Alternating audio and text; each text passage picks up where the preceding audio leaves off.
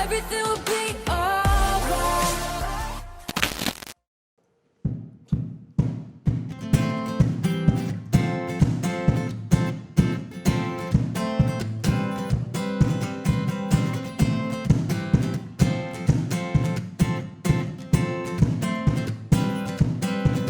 When I was lost with a broken heart, you picked me up, now I'm set apart. From the ash I'm born again, and forever safe in the Savior's hands. You are more than my word could say. I follow you, Lord, for all my days. I fix my eyes, following your ways. Forever free in unending grace. 'Cause you are my freedom. We lift you higher, Your love, never ending. Oh, you are alive in us. Nothing can take your place. You are all we need. Your love has set us free.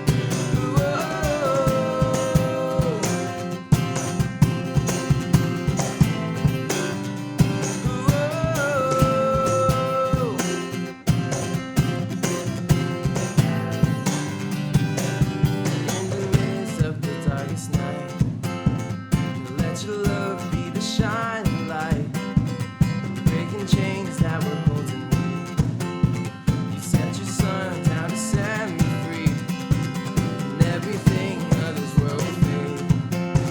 I'm pressing on till I see your face, and I will live that your will be done. And I won't stop till your kingdom come. Hey, 'cause you are my freedom. We lift you higher, Your love, never ending. You are alive in us. Nothing can take your place. You are all we need. Your love has set us free. You are alive in us. Nothing can take your place. You are all we need. Your love has set us free.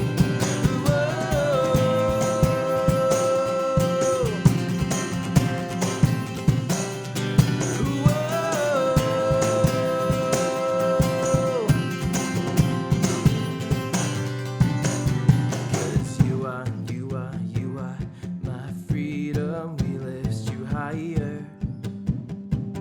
Your love, never ending. Oh, sing it.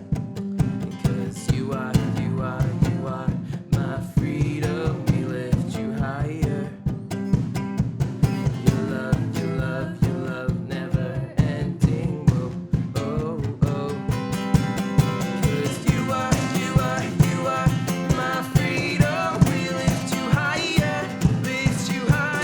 Your love, never ending.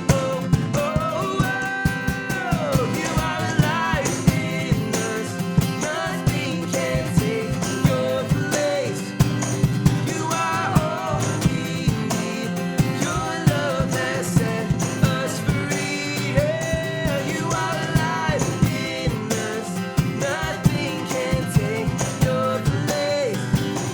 You are all we need. Your love has set us free.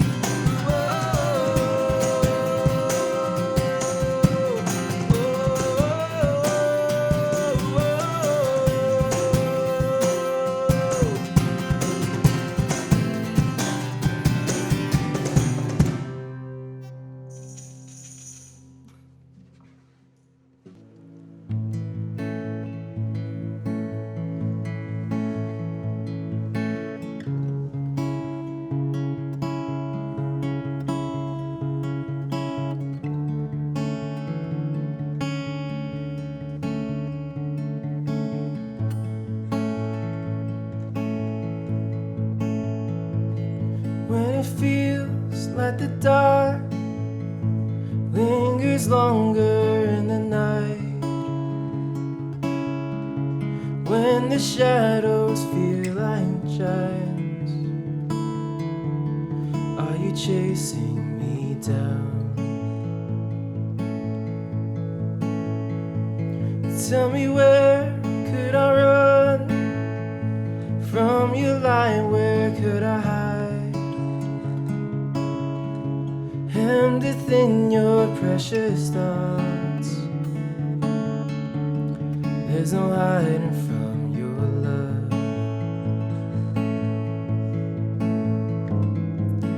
Highs and lows, Lord, you're with me either way it goes. Should I rise or should I fall? Even so, Lord, your mercy is an even flow. You're too good to let me go.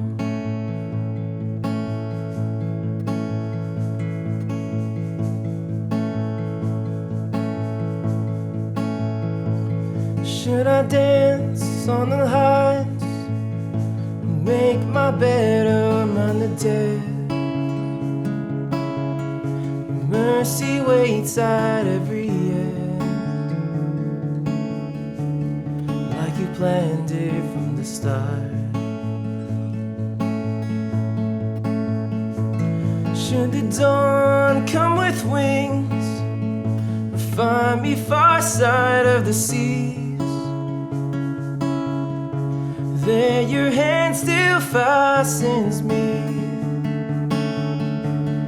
ever closer to your heart. Oh, highs and lows, you're with me either way it goes. Should I rise or should I fall? And even so, Lord, your mercy is an even flow. And should I rise or should I fall? You were faithful through it all. You're too good to let me go.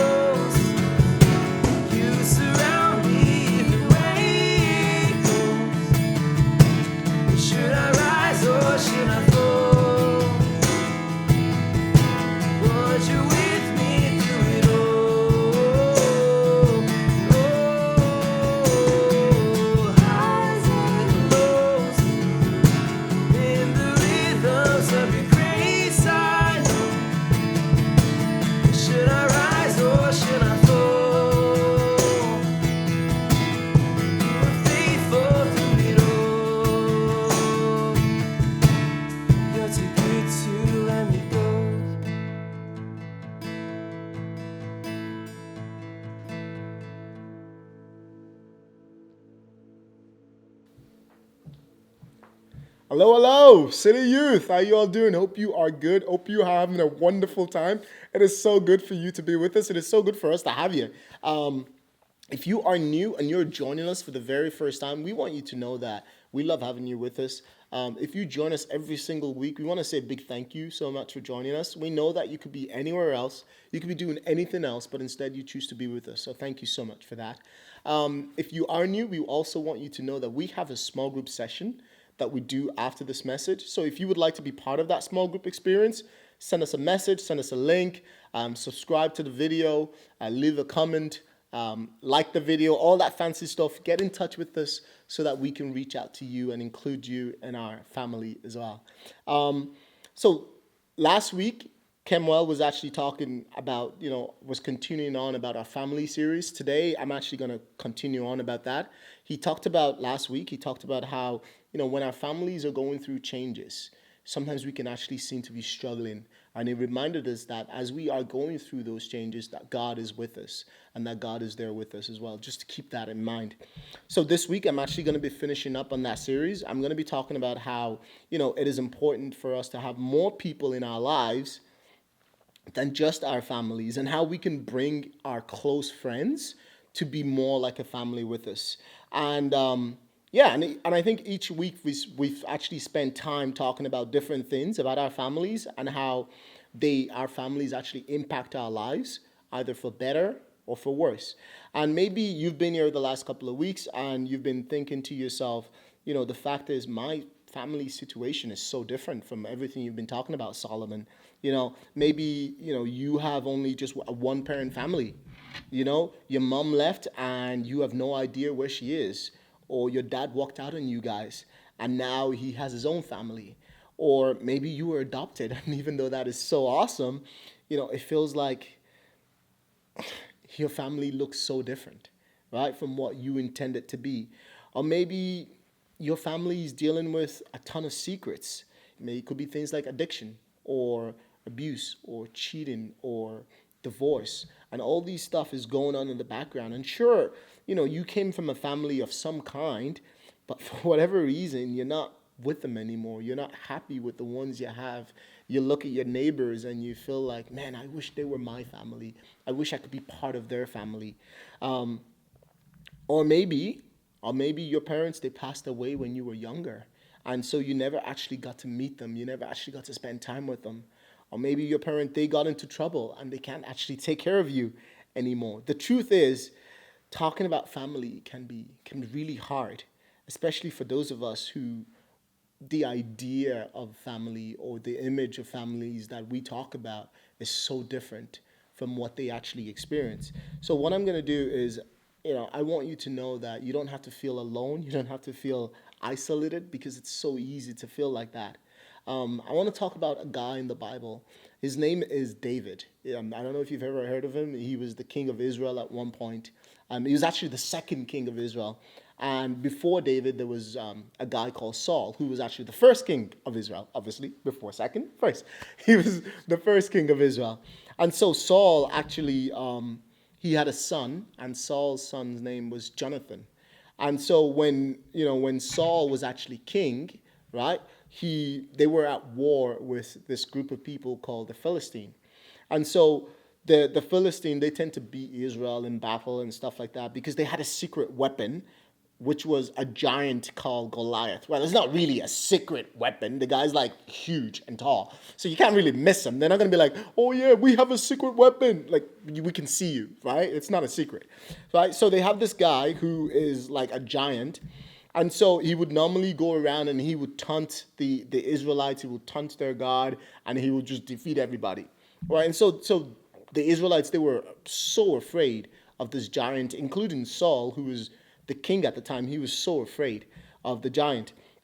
But then one day, David, who was like a little boy at the time, he actually came to the camp, brought his brothers with him, right? Brought food to his brothers. And whilst he was there, he actually heard Goliath mocking God.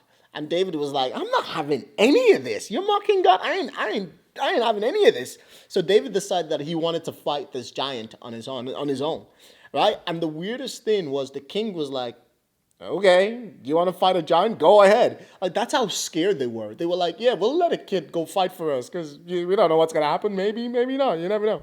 Right? And so David walks out onto the battlefield, calls out Goliath. Goliath's like, a little boy, I am so going to like squash you, like, like just with my one hand or something. And David's like, okay, cool. Like, do your thing.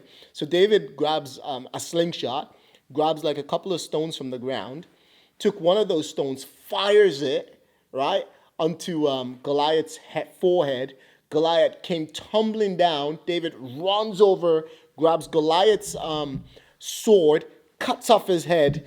And yes, all this crazy, dramatic, head cutting stuff is really in the Bible. So go read your Bible and you'll see all this cool stuff. I'm telling you, it's so great, right? And he just defeats him. And then David became this like hero, and then the Israelites were like, yeah, we can beat the Philistines. And they're like running around trying to beat all the Philistines. And then they won. And so everybody loved David because he was so courageous and he was so strong. And so Saul's own son, Jonathan, actually loved David and actually treated him like a family. And so there's a passage in 1 Samuel 18, verse 3, and it goes like this. And it says, and Jonathan made a solemn pact with David because he loved him as he loved himself. And I just think that is so awesome. When you talk about loving someone as you love yourself, I think it's so amazing, and yet it is so important. And I'm just going to go off on a little rabbit hole here, but I just want you guys to think of what the world would be like if we love other people as we love ourselves. Because when we do that, we're going to be so quick to forgive others when they make mistakes, right? We're going to respect people regardless of, their views or their belief system or anything like that. Doesn't mean we're going to agree with it, but we're going to be able to listen to them and understand where they're coming from.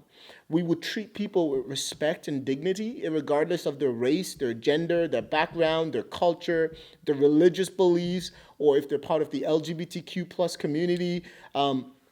Because the truth is, we need to remember that every single human being, every single person is made in the image of God, and nobody deserves to be treated less than anybody else.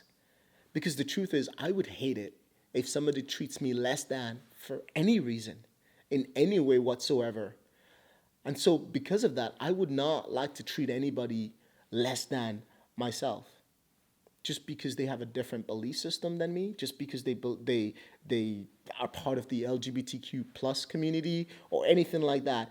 Loving other people like ourselves is so important that when the religious leaders during Jesus' time, when the religious leaders of the time, they came to Jesus and they asked him, they said, Jesus, what is the most important commandment in the Bible? This is in Matthew 22, verse 37. Jesus responded by telling them what is the most important commandment in the Bible. He says, you must love the Lord your God with all your heart, all your soul, and all your mind. This is the first and greatest commandment. And then he said, a second is equally important. Love your neighbor as yourself. The entire law and all the demands of the prophets are based on these two commands. I love what Jesus says. Love your neighbor as yourself. And this is what we see here with these two guys, with David and Jonathan. Jonathan loved David as he loved himself, and he brought him into his family. And sometimes, we might struggle to love our family. Yes, we love them, but we can struggle to love them. Sometimes you're like, man, I wish I can get a better version, or I can trade my brother in or swap him from somebody else for a better brother or something like that. And that loving our family could be difficult, but imagine loving total strangers. That's even harder. And that's what Jesus is calling us to do, to love other people as ourselves.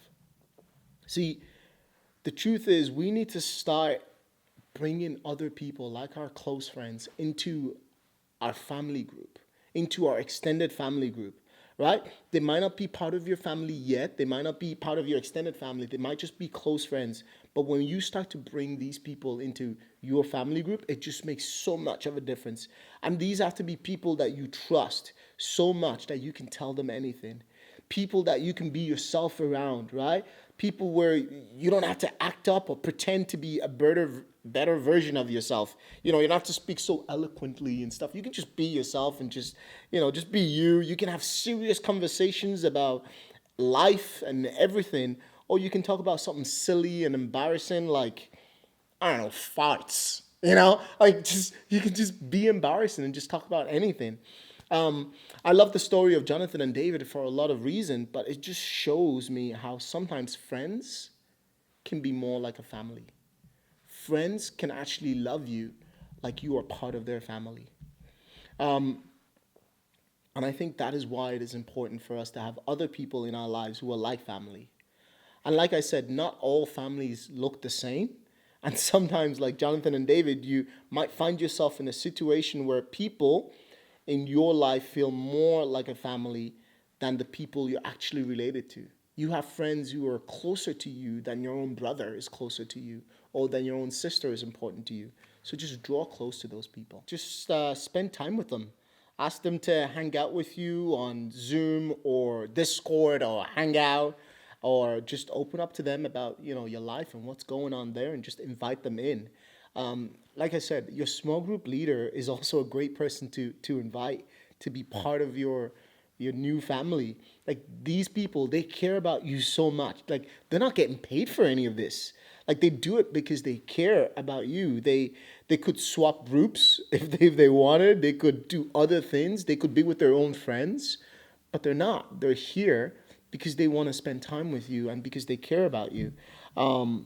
Yeah, I just want to remind you that the more you bring different people into your new family, the more you feel like you're with family, even when you're not with your present family. I know that sounds a little bit confusing, but just bear with me. See, one of the best part about following Jesus, right, is that we gain a family. The church, right, or your small group can become like a second home, right? It's a place where you can be safe, you can be heard, you can be known, and you can also be loved as well. And that's how God has actually designed it to be. He knew that we couldn't do life on our own, that it wouldn't always be easy, and that we would always need each other. And so what God has done is he has put us into his family. And that family is obviously outside of our own present family. So imagine if, for example, in the next few years, right, of your life, you had a group of people outside of your family who felt like and acted like and loved you just like family. Imagine how amazing that would be, right? And our hope is for you to be able to find that here at CIT and at City Youth as well. And your small group is that place for you as well. A place where you can belong and a place where you can be loved as well. So starting today, you can just start, begin to do different things to be able to just start building yourself a bigger family. And look, I know it's not going to happen overnight, but ask God to bring those people into your life to just open you up to trust in people a little bit more. So what I want to do is, just before I finish up, I want to end with just a little testimony from myself. So for anyone who doesn't know me, I actually came from Ireland, and I came to Canada about 3 years ago. I came here on my own, and honestly, I didn't know anybody, obviously, and it hasn't been easy to just come to a different country and try and settle in and stuff like that. I didn't know anybody, and yes, and some of you may actually feel that way when you go off to universities and stuff like that. You're gonna go to these places, and you're not gonna know anybody, and you're gonna feel a little bit lonely. But at least while you're in school, you'll get to meet some new people who are in the same boat. But for me, I didn't have any of that. And I didn't go to school, so it was harder to make new friends. But then I decided to accidentally come to CIT. That is another story. I will tell you that another day. But when I arrived accidentally at CIT, I found a new family. Not just, in terms of church, but just people who I'm extremely close to. People who have brought me into their family. People who, without them, I don't really think I'll actually remain in Canada or be here right this very moment. So to these people, I just want to say thank you. Thank you so much for being my family, for being a part of my family. You've been there for me, and I really love and appreciate just everything that you've been doing in my life and everything you guys have been doing for me as well. So I actually want to end off by saying a big thank you to Ian and his family and his wife Deb. These guys are like my parents, and they're also like my friends as well. Like, I literally walk into their house anytime and I just feel like home. I want to say big thank you to Neil Van and Shirley and Glauber and Eliza and Danilo and Camilla and Beatrice. I honestly can keep going on and on. Like, these people they've made life for me here in Canada just incredible and amazing. And of course, I want to say a big thank you to all the leaders here at City Youth, both past and the current leaders that we have here as well. I want to say a big thank you so much to Maxwell, who's with me, and he's done so many takes tonight already, but he's still here. And I just want to say, yeah, thank you so much, Maxwell. Thank you to Ken, who does the video with us every single week, to Bethel and John, and all the other leaders that I could just keep naming, like I said, all your leaders. So even take the time out and just say thank you to all your leaders as well. I feel like I'm giving a speech at the Oscars. So what I'm going to do is and they're just about to turn off my microphone or something. So I'm just going to round it up and just finish it up. So as you guys go into small group, I just want you to think about these two questions. Who do I need to call or who do I need to text this week? And just let them know that I really appreciate everything that they've been doing for me. And then the second question is, who is a friend or a mentor or a leader or a teacher or something like that in my life that could be part of your new family? Let me repeat that. Who's a friend? Who's a mentor? Who's a teacher? Who's a leader? Who is someone in my life that could be part of my new family? Guys, as you go into small group, have a wonderful time. Enjoy the rest of your week and have an awesome day. God be with you, and see you guys. Bye. Every little thing, everything will be alright.